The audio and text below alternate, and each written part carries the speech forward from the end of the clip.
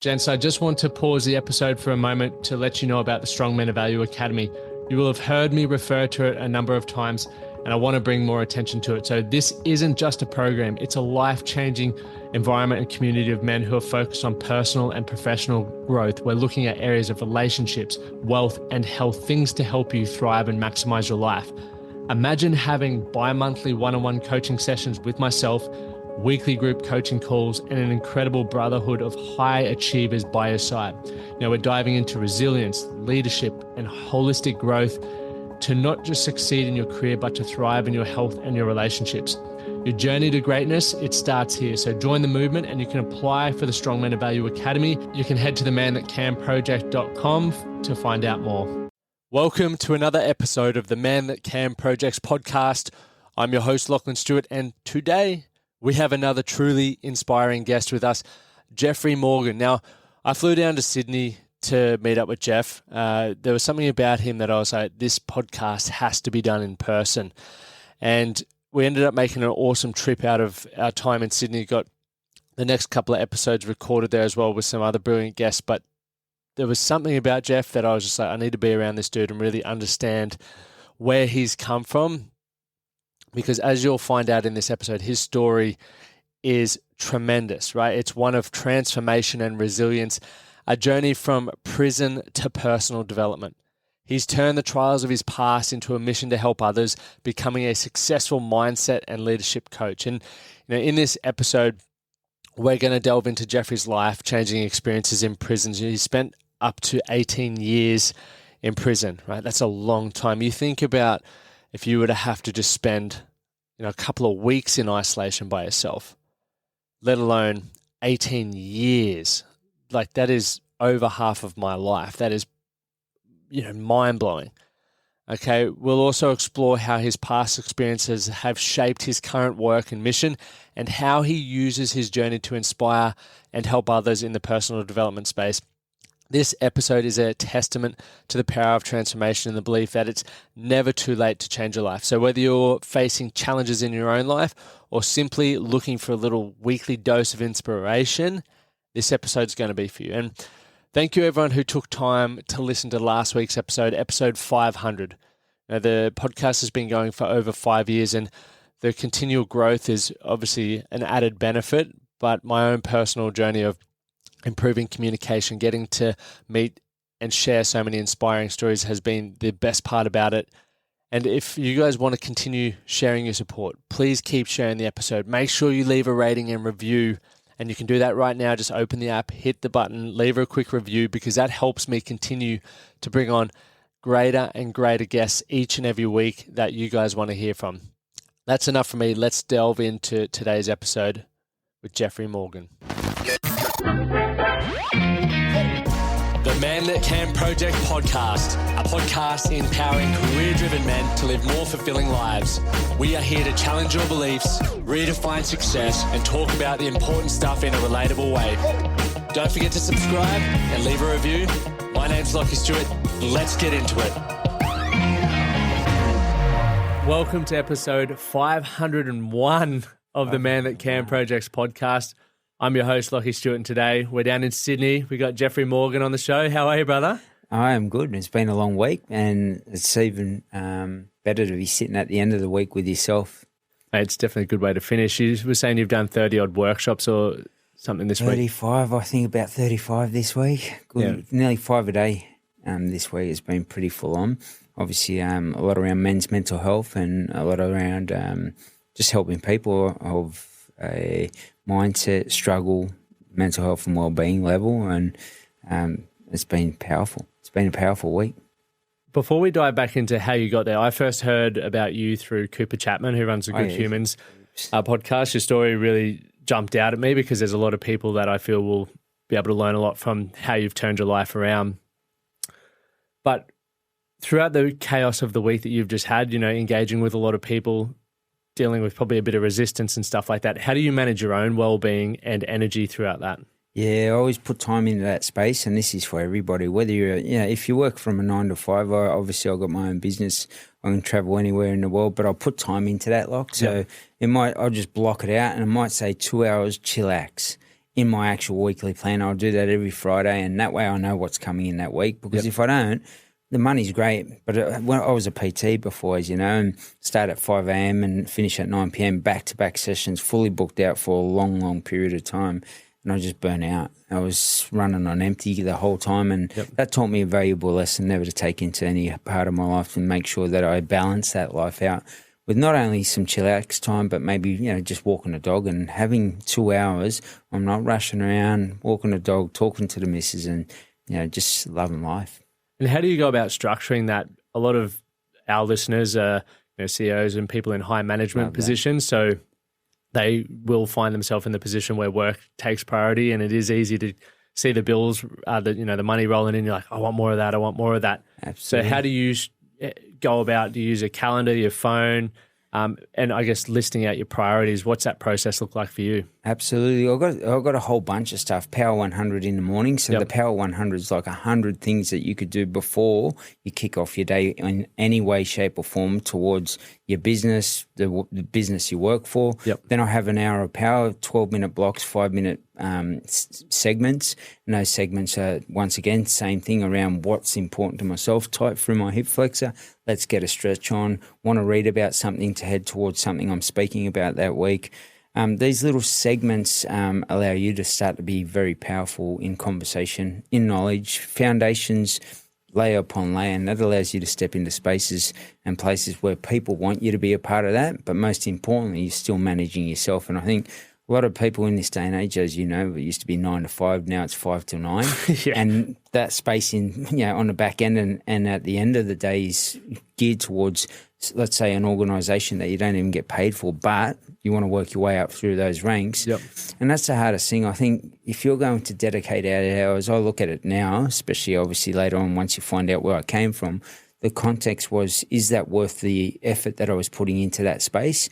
And what if I put that same time, energy and effort into another space, i.e. my online business, the e-commerce side of things, what would happen? And it's taken off and obviously allowed us, I could live from Mykonos, and I spent those 8 hours that you're putting into another organisations, their goals, dreams, aspirations, which is cool if that's what you want to do. I'm not here to judge you, but I just want you to be conscious of, what if I put that same time into another space? Would I make more money if money's the driver for yourself, and have more freedom of time to do what I want with who I want and how I want? And that's something I became very conscious of through the life that I lived and how I got to this space.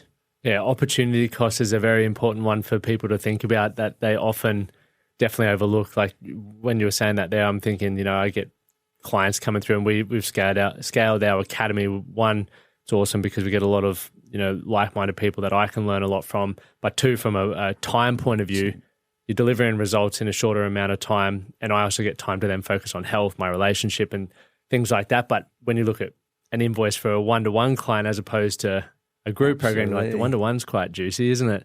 But I know that sacrificing that now and delivering more into those programs in the long term is going to trade off. And as you were saying, that opportunity cost, a lot of people don't think about that.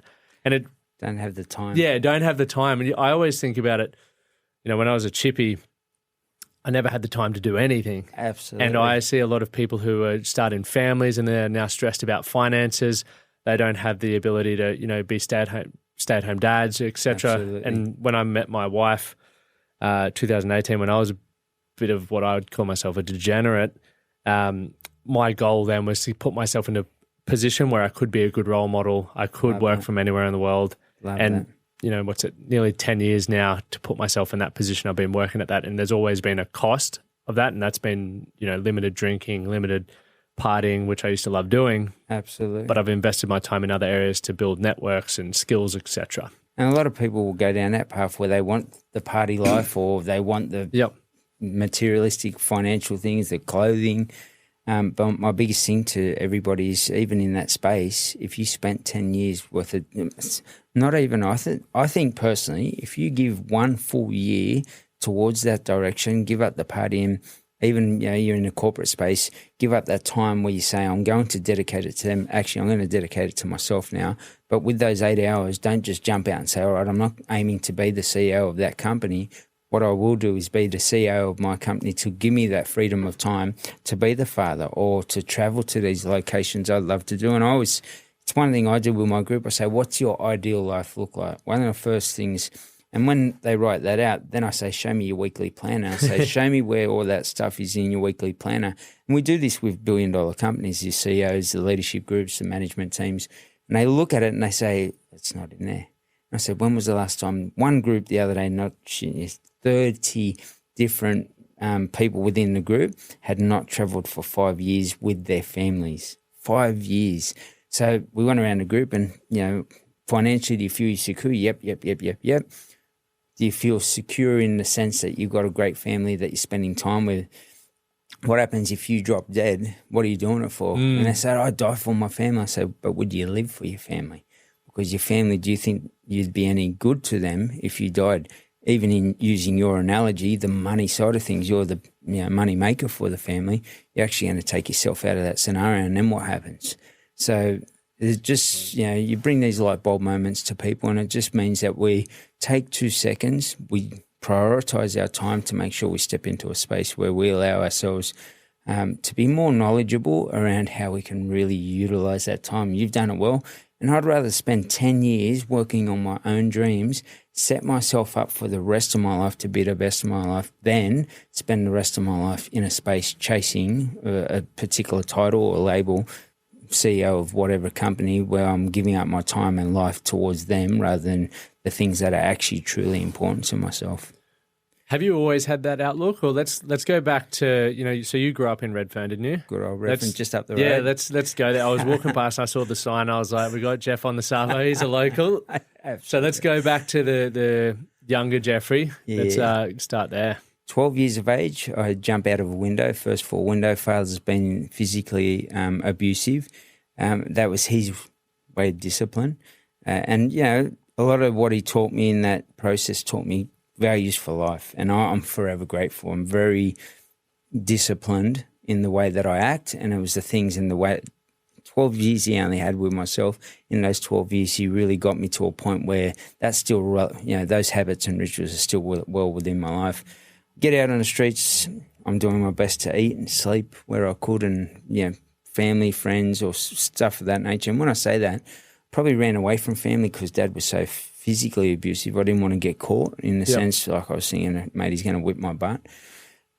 Stayed out, got into crime, found money one day in one of those shops, and it led to a life of crime, 25 years of crime. And by the end of that, I'd been locked up over 18 years as a bank robber. By the end of it, locked up in Melbourne, served 7 years. It was just this week, actually, was the 20th anniversary since my last. I did see a post that, yeah. Yeah, so it's been a journey. And as I said, if I can come out and I'm an ex-crim in people's eyes, and I'm happy, I'm cool with whatever labels. I know I have total awareness of who I am, and what somebody says about me isn't my business. I keep rolling towards what I want to do, and I've always been of that nature. And I think my old man, once again, the discipline of not worrying about what others think, focus on what you need to get done. And by the end of that, as I said, I get out 2010, going to the personal training side of thing. 2016, I'm starting to burn out. I noticed it, same thing like yourself, like I'm out partying, bendering every weekend, having great times with friends, but missing out on life, haven't travelled, spent 18 years in a cell on and off, like here and there, for 7 years on the last one, 5 years before that, 3 years before, all these different sentences. And one of the promises I had made to myself was to travel as much as I could when I got out. Came out for those 6 years, making great money, bendering on the weekends, and sister commits suicide.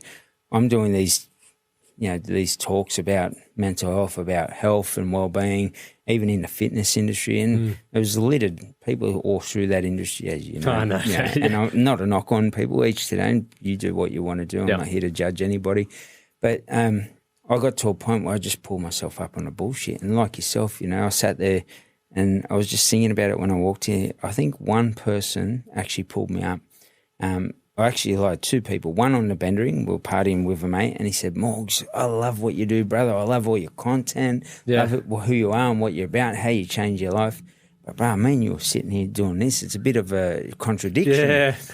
And I was like, fuck. So I just pushed the plate over and I said, mate, I wish you all the very best, brother. I'm going to cut. And he goes, are you joking? I said, here, take this as well. And he said, are you joking? I said, nah.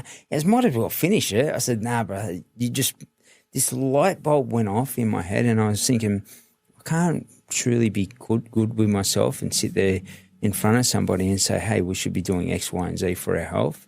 And I just got out of it, and that was just it. Lacking integrity there, yeah. Yeah, do you know what I mean? Like, so I came out and I was living good. I was making better choices. But there was components of my life, integrity, boundaries, these things that were just missing. And as a man, I still don't even think I was a man when I came out at that point, because I was making these decisions, weak boy. I call them weak boy decisions. Yep.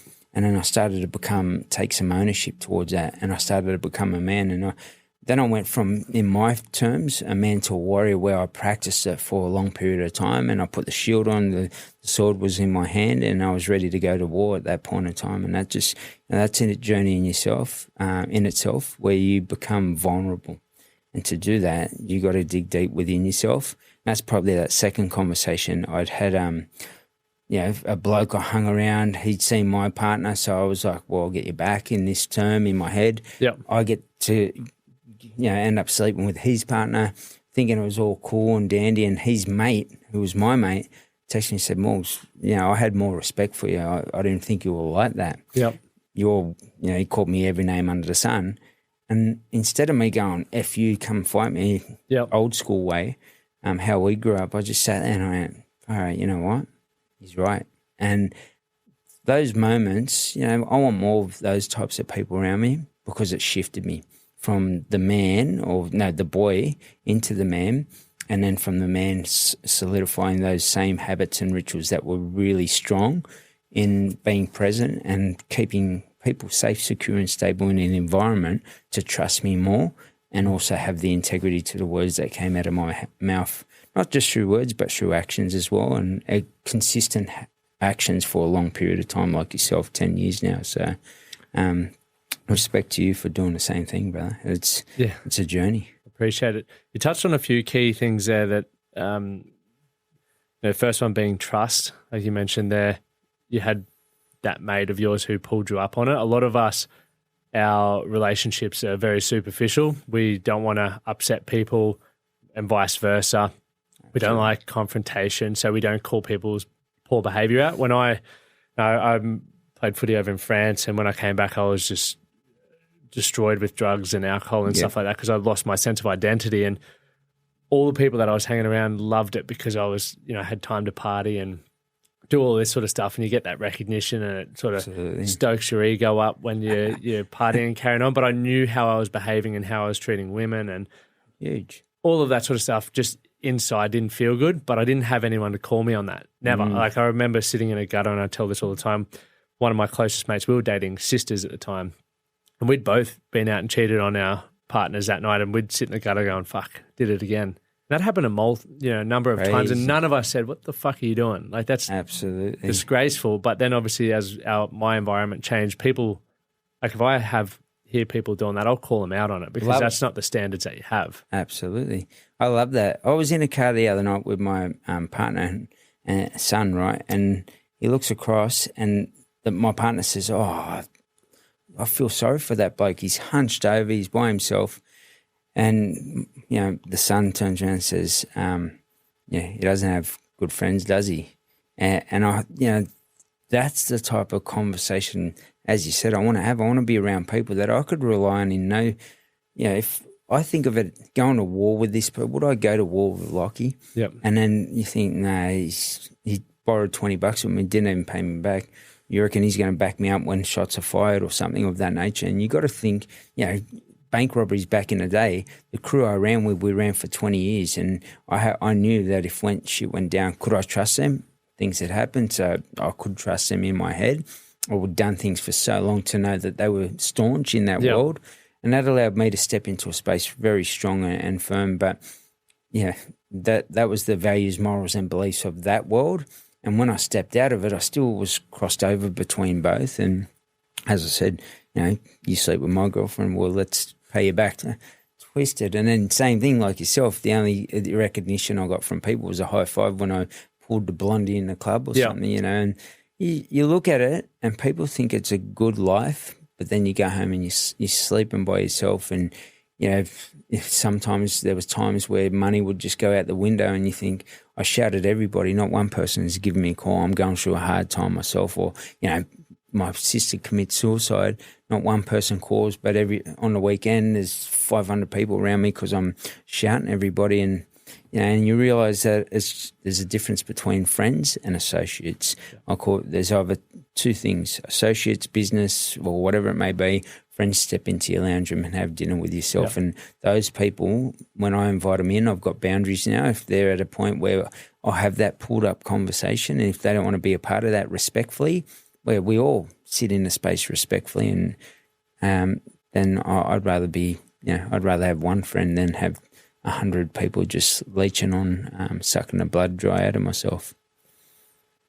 Do you mind if we talk about when your sister took her life, like how you dealt with that? Because suicide impacts a lot of people, and not many people talk about it until it is in your circle sort of thing, but it is a big issue. How did that hit you, and how did you sort of navigate your way through that? Did you turn to drugs and alcohol, or did you take a more positive route through that? Brother had committed suicide 2 years before, and saying things your brother had as well. Yeah, so before this, 2 years prior. So what had happened is I was at work, I get a message, sorry about your brother, on my lunch break, and I was like, what about my brother? And they said, oh, don't you know? And I was like, don't I know what? And then he goes, oh, bro, just ring your family. And mate, I was like, what happened?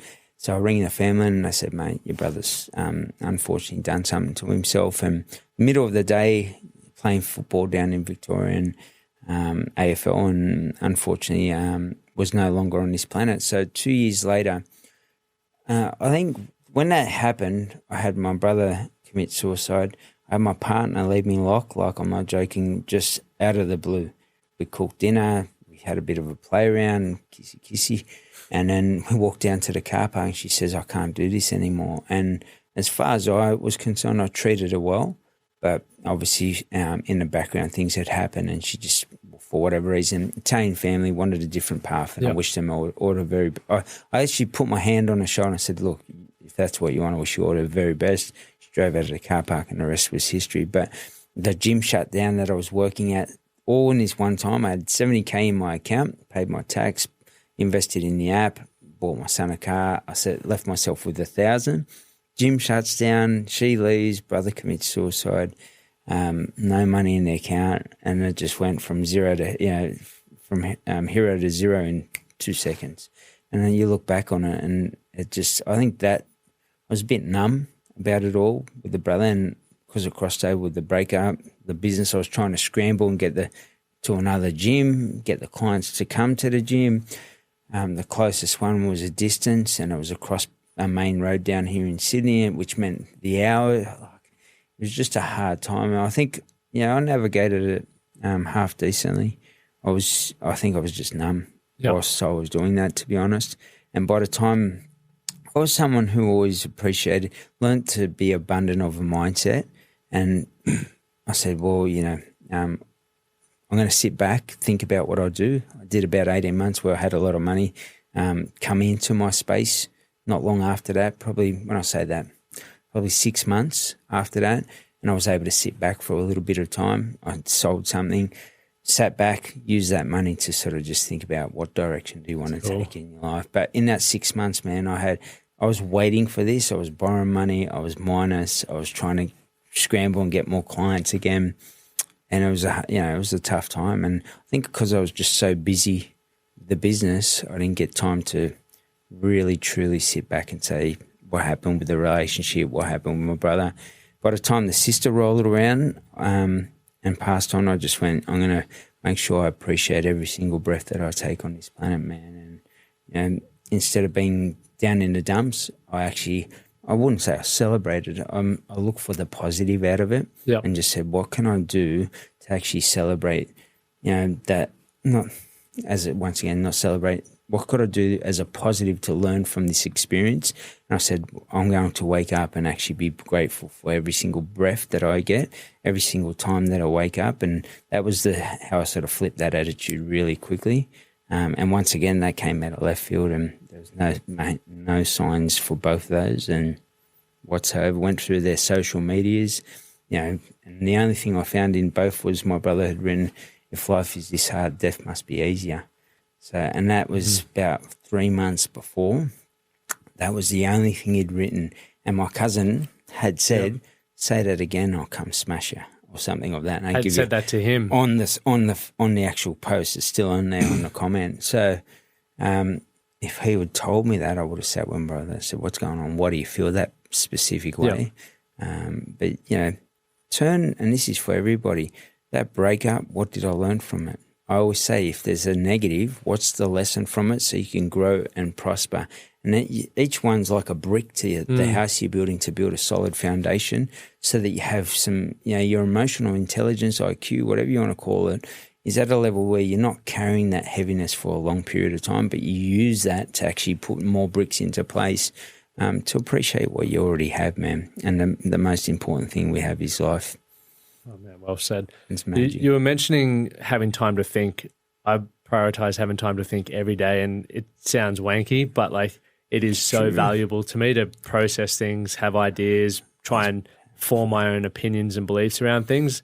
So in a day and age where your phone's always ringing or emails are coming through and people are on your case, especially people in business, right? There is limited time for thinking. How beneficial was that 6 months roughly that you got to just sit and think about the direction you're going to take for your life? One step, because I'd done 87 talks that year already, Lock. So I did 35 this week. Yeah, I know. Yeah. She's growing. But I did 87 that year by the time my brother had committed suicide. So I went, wait a sec, I sat back, and I don't think if the gym hadn't shut down, I'd probably still be there, Lock. That's the thing. And then my brother committed suicide, I'd still be there grinding out these sessions. I was a great trainer, and when I started, it was $60 an hour. I pushed mine out to $250 for the hour, booked out from 5 a.m. to 9 p.m. My breaks were liquid as much as they could be, and then I'd go through and I'd like literally, because I weighed everybody in to show them the body fat percent change in that week, and then measurements I'd only do once a month. As I did that, not with the measurements, but put them on a scale, I'd chew into something, one bite, chew it, talk to them, and then walk out. And that was my way of just getting through those. So I call it slowing it down to speed it up. So you actually slow down, you think about what you want, then you move towards that direction. And it's like, at war, you're not just you hear bullets, so you just run out anywhere. You might hear bullets, you have a look, you see where they're coming from. We can take cover across here and we're going to move from this point to this point. Related to that, being very conscious and aware of how precious your life is at that moment, because that's the direction of intention versus distraction. I can sit and say, all right, what do I want to get out of life at this point in time? That's 6 months. And, even now, there's things in your phone. You can make time out in your phone, even during the night. I make sure that I turn it off. I put it on flight mode. Like all that. So all these things, put it out in the lounge room. Like being intentional. You can get into bed and scroll. So many people, even CEOs, tell me, "Oh, scroll and look at particular things, whether it's the stock market or something of that nature, right? Business opportunity, emails, and so forth." I said, "When's your downtime? When was the last time you kicked a football or shot a netball here in Australia with your kid?" And people in general say, "Oh, I try and do it every now and again." And I was like, "Well, when was that last time you can actually picture?" And some of them tell me like, "Oh, it's probably been a good year." And I'm like, a year since you've kicked a football? I wouldn't say it in that regard. I just say it's more in my head. I'm saying that. What are you doing, man? What the F are you doing, right? But then I just come out and said, if you haven't done it in a year, when do you feel, based around your current schedule and how you think and programmed, will it ever happen? And, if you put them into a little round circle, they're the individual. You press a button, all the things come out and about their thoughts, behaviours, actions, beliefs. They're all geared towards one thing, the corporate CEO business side of things as an example. What do you think you're going to get out by the end of the year? You're functioning the same way. And if 90% of what was in that circle is how you operate tomorrow, I can guarantee you're going to move towards that. Possibly you might run past as you're going from your car to the office in your house to continue to visit. The ball bounces over, you kick it back to your kid and you keep walking. That's about it. And one of the things I learned as a young kid that I pass on to all those that watch this is I didn't feel the love from my parents, and it damaged me for a long time. I was like, stuff the parents. Years later, funnily enough, when I came back, my uncles and aunties had told me that, they fought not to give me up. They'd actually given up my younger brother for adoption. I didn't even know that happened until Mum had leukemia, seen the family tree and like, who the F's David? Did David pass on or something, stillborn? And all the aunties look at me and go, I'm not telling you. Mum will tell you. She has, you got another brother. We had to give him up. I couldn't afford him. So, they had nothing. They really struggled. They didn't have the skill set. Yeah. This day and age gives you so much more opportunity, I suppose. Father came over from Austria to as an immigrant to make do, and was a baker. Used to try and gamble to win money and get the big win and get us out of there. It was just all toxic, man. But you look back on it and you think that you're not loved. But what they were doing in his head around that gambling, he was thinking, I'm going to make do for my son. I love him. And same with my mum. She cooked as much as she could. She got a job as a cook so she could just get food on the table because she obviously wasn't as skilled. And it's just, my biggest advice to any person that watches this, make sure you give as much time, but let your kids know that what you're doing in a space is for them. Put some time aside to actually be for them. Everything in any circle, as an example, you're teeing off, the little tees. I always use this analogy, like it's a tee, you put it into the ground, put the golf ball on top, Tiger Woods hits off. That tee is time, energy and effort. And if you don't give that to anybody on the other side of the coin in any relationship, they're going to feel that. Whether that's your business partner, whether it's your partner, your husband, your wife, your kids, they're going to feel that and they're going to say, mate, I don't want to be in this space anymore. And do that on a team and you sit on the bench every game, I can guarantee you. Don't put the time, energy, effort into your training, learning the moves within the team or something of that nature, how the structure is. I guarantee you sit on the bench and you don't want to be sitting on the bench of life for yourself. Well, I guess it goes back to what you were saying before when you were saying you'd have a look at people's calendar and it can tell you what direction people are going in. And a lot of people, men that I work with it as well, they're like, I want to, I'm doing this for my kids or I'm doing this so I can have a year traveling around the world. I'm like, okay, well, show me a calendar. Have you scheduled 30 minutes a day with each child, or not a day, but a week with each child? And they're like, no. I'm like, well, you're not going to have the opportunity to have that relationship because it's like daily deposits in any relationship. You're either withdrawing, and that means you're not putting time into it, or you're depositing, meaning you're doing little bits, even if it's 5 minutes, right?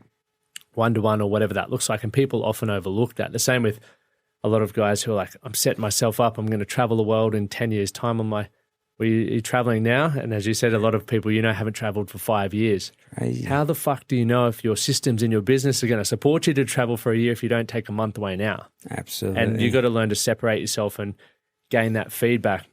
So I thought that was interesting to tie that back into what you were... That pivot on that just really quickly, people got to understand when the gym shut down, brother commits suicide, relationship breakup, it made me pivot to a different direction. And that, even sometimes we think it's a bad thing, but I look back on it, what was the lessons that I learned from that? So I grew and prospered. And that's all I did. I went, fuck, I'm going in a totally pivot this direction. Yep. And I went all in, grabbed my balls, and like I always did when I went into a bank, and pulled the balaclava on and stepped into life. And all it takes is to, literally grab your balls and have a real crack at what you want within your life, but a structured crack where we think you can say, I worked for 16 hours today, Lach. Yep. But 16 hours, did it get you closer to the life that you truly want? Yep. And if that meant, do you want to spend 16 hours in an office all your life, never see what's outside those windows? And that's your title tells you that you're King Dingaling. Each to their own. If that's what lights your world up, don't bring a kid into the world and just go balls to the wall down that path. That's a conscious conversation you can have with yourself, but people don't. They'll bring four kids into the world, step into that space, 16 hours. You reckon your wife's happy at home, honestly? 16 hours, you come home buggered. I was so buggered, mate, when I used to pick up back at that point in time, like, as a PT, 5 a.m. to 9 p.m. Monday to Friday, 8 to 12 on a Saturday, I swear the first thing I was thinking, I hope she's got a comfy bed. I'm not like, I swear to, because once it's done, I can have a mad roll sleep, over and have right? a snooze, yeah. And then you get there and you're like, oh, wooden bed, why a cheap bed in my head? You know, like a twist, that's how twisted it is, right? So imagine if you're doing that to yourself in life, you're showing up going, you want more. You just want a different way of life. You think it's great to sleep with a person, but realistically, you're so burnt by the rest of your life that the proportion of your life towards what you say is the ultimate way of life damages you more than it actually lights you up. And just have a look at it. What percentage of it is actually lighting you up where it is balanced and there is some time for yourself, kids, partner, life, travel, driving whatever you want to drive, experiences, diving with shark. I don't know what it is, jumping out of aeroplanes, go and do it. Make sure it's in your schedule. And I look at people, I ask them, show me your schedule. It's the first thing I ask them, like.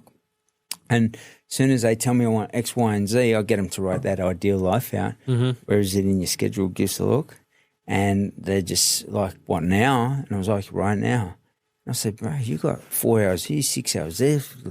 You tell me you don't have time. You got time. You just, is it a laziness thing for yourself? What do you feel that it is for yourself? And when I say that, I obviously don't say it in that regard, but it's more that I point them in a direction. What hasn't happened in your life that could happen based around what you've told me you would like to happen? But to me, it's in the background. I'm thinking this is a laziness thing.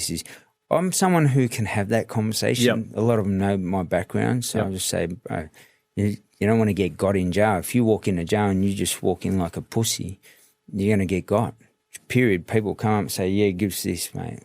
As soon as you buy your buy-up, which is the food you get every week, you get $60 worth of food if you're lucky, because you've worked. Some people don't get that amount. They get $40, and people will walk up and just say, give us that. Is that like your breakfast, lunch, and dinner? Is that just snacks and whatnot? Snacks and you get noodles, you get some meat sometimes. If you're lucky and you save up, or people put money in your account, you get a Breville TV stuff. Some people go through their whole sentence, no TV, people bouncing them for their foods. And even if they get a TV, people take their TV and say, shut up, you say anything, I'm going to do something. And this is where, as men, the boy becomes a warrior, or they stay as a little boy. And, I think jail, 18 years of jail made me grow up really quickly. Was it violent in there? Very violent. Yeah. Every day is battle mode. As soon as the door opens, better be prepped. And it's one of the reasons I trained my ass off.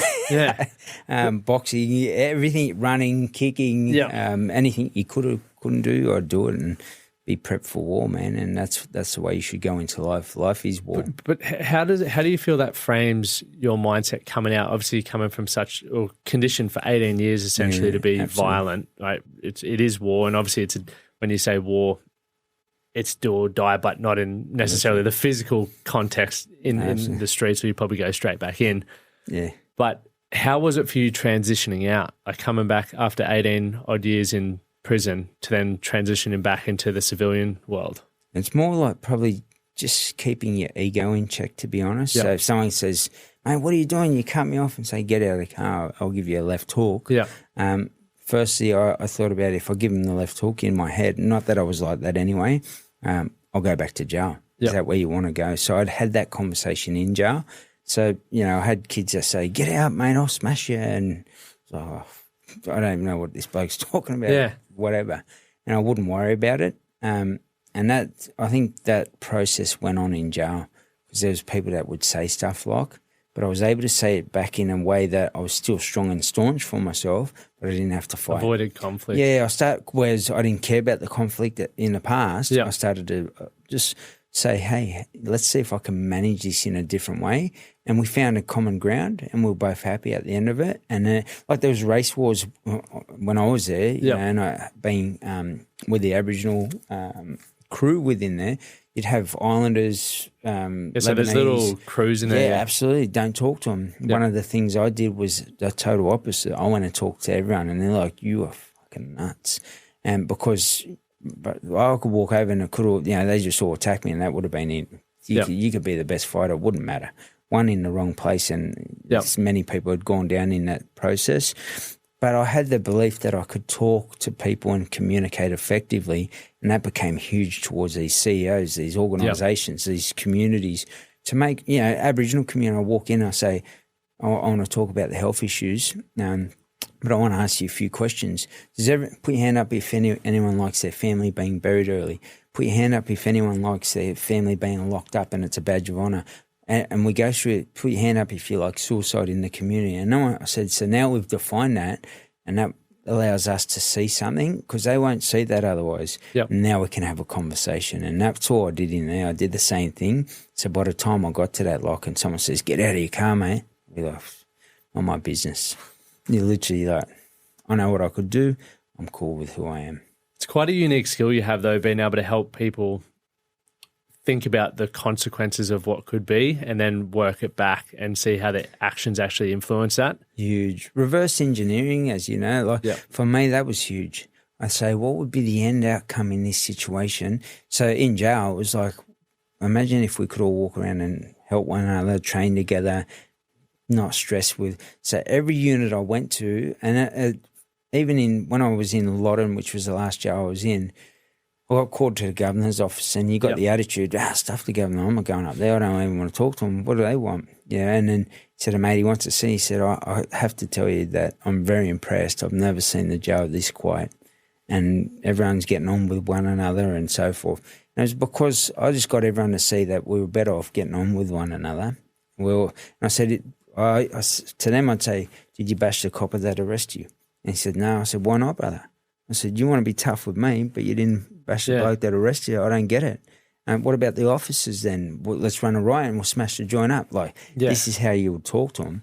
And they'd sit there and the light bulb moment would go off and say, bro, I'm on your team and you want to fight me? We're on the same team, brother. So we got that little conversation going, and there'd be more context and depth to that. But that's just the gist of teaching myself effective communication, helping a billion-dollar organisation, seeing that burning their staff out was less productive than actually pushing them to the absolute limit so they got that deal done. Scale it back a bit. Now we've got 10 of those deals done. Wow, I didn't think like that. Put these pods into your work, give them 20 minutes where they can go and just chill out, no phone in the pod, stuff of that nature. And people are like, we don't have the time to do it, and see what happens. Trial it, and sure enough, things would happen. And out of that process, they say, mate, I'm very happy with where we went. We never thought about it. We're too busy. We're just driven towards an outcome. And it's like anything. No Formula One car goes out on the track, drives the whole race on the same tyres. Has to come in. They'd love to stay out and stay ahead, but if they stayed out, they'd actually slow down rather than speed up. Yep. And that's an analogy that I'd pass on to anybody that watches this. Give your staff the break. And I think now the last couple of years, COVID taught people that there is the potential for people that work from home to be happier in one sense, where they got to see their family, kids, dogs, whatever it may have been, get out during the middle of the day, do a walk near their home, and then get back home. But now how do we master being able to still connect with people? And if some organisations got them back into work and they were able to interact on a Monday and Friday, 3 days at home during the middle of the week, and they've got a sort of healthy balance in between. With all the effective communication stuff that you obviously were practicing in prison, probably one of the hardest places to implement it. You mess up there, you get your head punched in, as opposed to just getting someone saying no. Yeah. Was there a pivotal moment in prison for you that made you pick up books, or like even prior to prison, were you introduced to personal development, or where did it sort of pop up in your life? Yeah, that's interesting. That's a good question. Like it's I think it was like I was so intrigued by Arnie and all that. The abs, 18 years old when I first went to jail, even prior to jail, men's health or fitness. Funny story, I was about to get a big 6-page spread on men's health, and they literally said, mate, we've gone bust just the other day. So when was that? Yesterday, did you say? No, that was just recent. Right. And so I was like, I always wanted to be. And I never went down a path of it. Even when I was a trainer, I wasn't fussed by it. I was like, I don't care. But they came to me, we'll do a 6-page spread on the story and we'll talk about it. And I was like, yeah, awesome. And the week they went to interview me, they said, mate, we've gone bust. And They're done. Yeah, they're done. So see you later. You won't see them. I don't know how many issues they've still got. I don't even know if that's public knowledge, but anyway. Yeah, we should. Sorry, Men's Health, but yeah, like it was more that. Like you get those in there, magazines and car magazines or fitness magazines. So I just read about the human body. I'd train Arnie, like other people, back then, and I'd just go, mate, I'd love to be like those, and I think that yearn for knowledge went out to that, and then I started to read other things around business. So people would come through, and I'd talk to people. I'd talk to everyone, and those that had misappropriated funds, never been in trouble before, I'd get as much knowledge as I possibly could from them, and they'd tell me different things I'd never knew about, how to invest your money and so forth, and I was like, oh, wow, so I could get that money and start to do X. And that's how I sort of basically started to transition into, understanding business, acquiring knowledge, and then the yearn for books. So I just got books constantly and read. There's so much power in books. In your interview with Cooper, you were mentioning how obviously you were stealing cash from off the teller's bench, and you had this epiphany later on that it's like that could have been someone's last X amount of dollars that they were going to do something important in their life with, and you were pinching it. There's a lot of youth crime, especially in Brisbane. I don't know what it's like down in Sydney, but I'd imagine it'd be similar. Yeah, definitely. And you were obviously doing stuff when you were younger. Why do you feel that's happening, and do you feel like the system's set up to help these people change? Or because I see a lot of stuff on the page, it's like car stolen, they're on TikTok, run into a car accident, killed someone. It's fucking running rampant, mate. There was, where I grew up, there was like 1,000 people protesting for like trying to get things sorted, because obviously the police. Is that north side? I know. So where I grew up in Toowoomba, like a regional town was going nuts, and no one really knows what to do. So obviously having been on that side, but then also the work you're doing now where you are turning people's lives around, what do you feel, or one, is there a solution? What do you feel we need to do as a community to get people back on track? That. Like a lot of people would say get the kids and divert the action. Yeah, that's cool, right? I did something with ACT Health around healthy lunchboxes to explain this analogy. And they said, healthy lunchboxes for Aboriginal kids. I said, healthy lunchboxes, do you know how much that costs? What's your vision of a healthy lunchbox? Yeah. Bang, we put it together. How much does that cost? Times 5. I said, do you know what the average income is? And we went through that process, and I said, shit. I said, if you put the breakfast on for kids, but they have to exercise before the breakfast, so that you kill two birds with one stone, and you'll get the attendance. Now you got an extra layer on top of that. Now the focus has gone up, an extra layer, and it was powerful. What we focus on is the kid. Stop doing that crime. The kid's wired because their parents probably douchebags, or they don't role model the kids into a space where they know how to act, behave, or have morals, values, beliefs, respect for the community. And that's, to me, I went into it more survival, went on the streets, and by then found the money in the red frogs, and finding money in red frogs to running up, snatching money off counters, and then getting to a point say, hey, I'm actually going to jump this counter. What do you reckon? Yeah, let's do it, and go from that process to that process.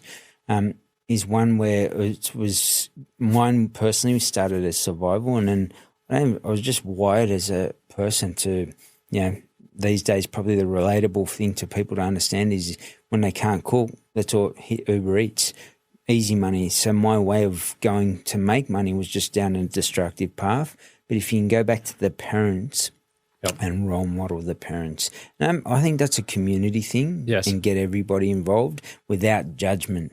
And saying you should do better for your kids. They will pass on the same knowledge from their parents as well. Sit down with them, just have convos, because that's how in the prison yard I'd sit with the person who was a accountant or whatever it may be, Alan Bond, and have conversations around money. And it was taught me, here's different. Wow, I never thought about money in that regard. I just got it and spent it. What if I got it and invested it, and it brought me in 10 times what I just dropped on it?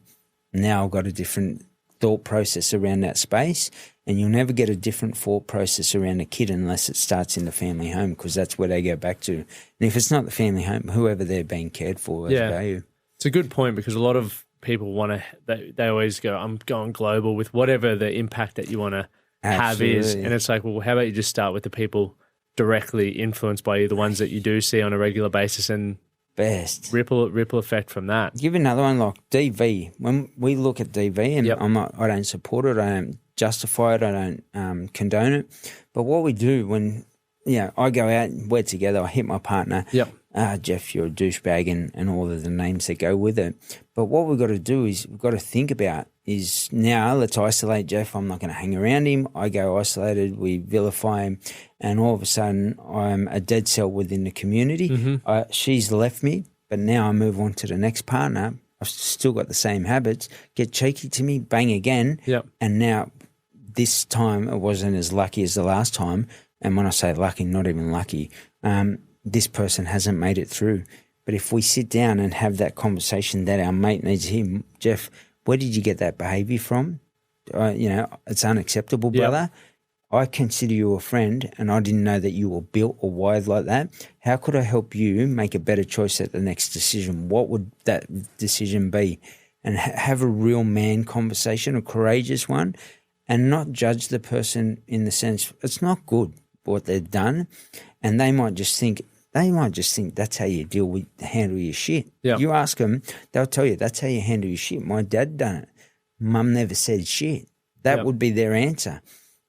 Trust me, I grew up in a community of it. Yep. So to sit down with the person and say, what would be a better option next time? Let's draw a line in the sand right here, step across into this space, and next time when you go to do it, what you're going to do is walk out of the house, call me, call Bill Bloggs, and we're going to have a conversation with you. We'll walk, even if it's 3 a.m., we'll walk the block. And what it may do, one night you gave up to walk a block at 3 a.m., it flips the mindset of a person Changes to their act life. better. And they step into the next relationship, and now you see maybe even the person, the females, being destructive, toxic, and he's got such boundaries, says, look, I don't want to be in this anymore, and he walks away without being violent to the other person. What would that be worth to everybody on this planet? Because you got to think the person next door is your neighbour, and that's our community. How can we make our community better? Because we are our, not just singular. And when we think on that level, then we can create real positive change. And it's tough to do that because I'm sitting here thinking, why on earth would people not call their mate out for that behaviour? And for most of us, we're projecting, that's embarrassing for me because I'm hanging out with this person and it's our own shit. Absolutely. But as you've sort of said, we need to step up to sort of get them back on track and challenge the way that they're thinking or how they're behaving in order to get a desired outcome, whatever that outcome is for the individual. You don't have to hang around them still if that's what your choice is, and that's cool because you've got a boundary around that. That's cool as well. But you can have a conversation before you cut ties. Say, brother, I want to be honest with you. I find that unacceptable. But what I do want to do is sit down with you, even for a couple of weeks, and talk about this. How can you make a better decision? Because if you don't, the next person might not be so lucky, and you might end up in jail for 20 years, mate. And you know what? I actually valued you at one point until you show me otherwise. And maybe they do. They end up with another partner. They're treating them well. And, through somebody else, you hear that they're doing well and their partner respects them and there's no violence within that.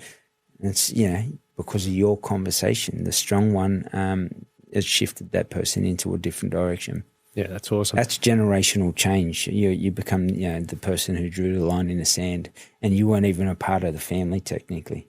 And that for everyone listening who, there's always people going, I have people reach out, how can I get involved in what you're doing and help you? I'm like, well, just start being a better leader in your own environment. You don't need 100%. To have a podcast. You don't need to run workshops. Literally just call your mates on their poor behavior. If you believe it's poor behavior or, I just had Chris Feather from 98 Gym on the podcast, and I hope I don't butcher this, but one of the phrases I heard him say was, we're not an exclusive gym.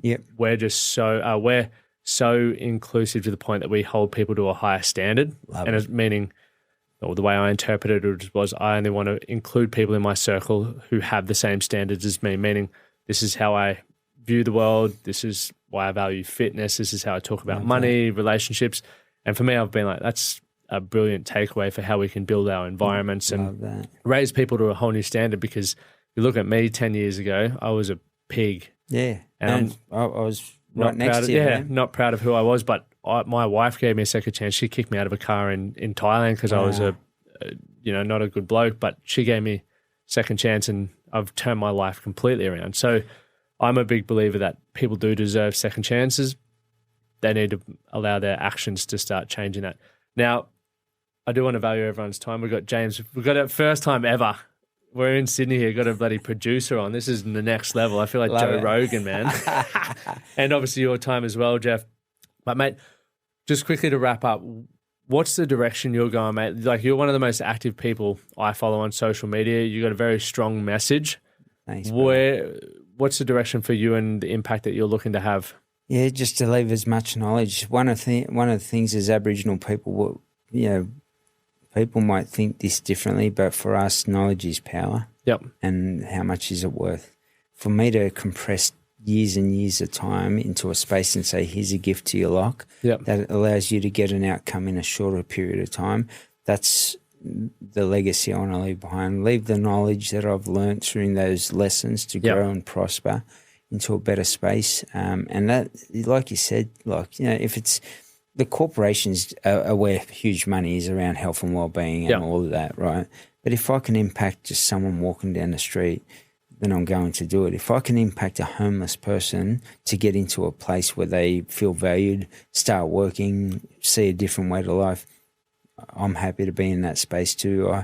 The biggest thing for us as a global business, mental health and well-being, leadership, resilience, high-performance habits and rituals, these things can be delivered anywhere, to a school kid through to a soldier, which we've done. And I think that's the biggest thing. I'm happy to leave knowledge, and hence why these podcasts are powerful, because it puts you in front of people that can maybe see things a different way. But to see things a different way, I just want to touch on what you said before. And even when you said it, you looked away because you sort of almost feel disgust in your old self. You just got to own that. And I've seen your podcast before. You've spoken about this. Be vulnerable. Let it go. Because once you're vulnerable, no one can say shit about you. Exactly, yeah. You can say all you want about chapter 5 of my life, being a bank robber and all of that. Yeah. I'm cool with that. Talk about chapter 55, where I put the cape on and the villain become the hero, and I flew off into the world delivering that knowledge every place I land into. And that's how I sort of view the direction of our business, just to be able to help people. And that could just change or save a life. And if that means it's not your brother or sister that commits suicide, or that means that you step into your goals, dreams, aspiration, that means that you step up and grab your balls to your vision, purpose and why, and step into life for the rest of your life to be the best of your life, then it's going to be a good one. Yeah, ripper. Mate, that was awesome. But yeah, I hope everyone takes away from this. For me especially, I always talk about the importance of surrounding yourself with, it's that cliche saying, Huge. Some of the 5 people you spend the most time around with, that really impacts your life. But you're also the perfect example of coming from somewhere that didn't have access to that environment. You also went into a place that's probably going to pull you the complete opposite way. In prison, you're hanging around a lot of huge people who aren't necessarily looking to get out there and strive for greatness. So you've been held back in that front, and you've turned your life around. You're living proof that it's possible, mate. So for anyone who's telling them those excuses that you can't make things happen, we'll listen to this episode again. Hold yourself to the high standard. And the owner of 98 Gym, I know their gym, and they've done really well. Do that same standard within your circle and watch what happens. People will drop off, and it's cool, and I don't judge those people, because maybe they want a bender, maybe they want a different way of life, maybe they want whatever it may be. But what I hold myself to now, I'm happy to be in that space, and those that are on that same level, heading towards the same direction of intention around their truest, authentic self, that's who I'll be around in that space. And the only outcome out of that's going to be magical, man. The life that you've dreamt of when that cell door locked every single night. Epic. So, guys, thank you for tuning into this episode. Whatever channel you're listening to on it, make sure you hit subscribe so you don't miss another episode. All the links below. You can find Jeff's work. You can find our academy and all of that sort of stuff. And also special thanks to James, our producer today. First time, mate. It's a magical moment. Big love. It's been a pleasure. Thank you guys for tuning in. Thank you for listening to the Man That Can Project podcast. My name is Lachlan Stuart, and I hope you enjoyed this episode and found it helpful. If you did, please take a moment to rate and review the Man That Can Project on your favorite podcast platform. And don't forget to subscribe to stay up to date with our newest episodes. We'll see you again next time.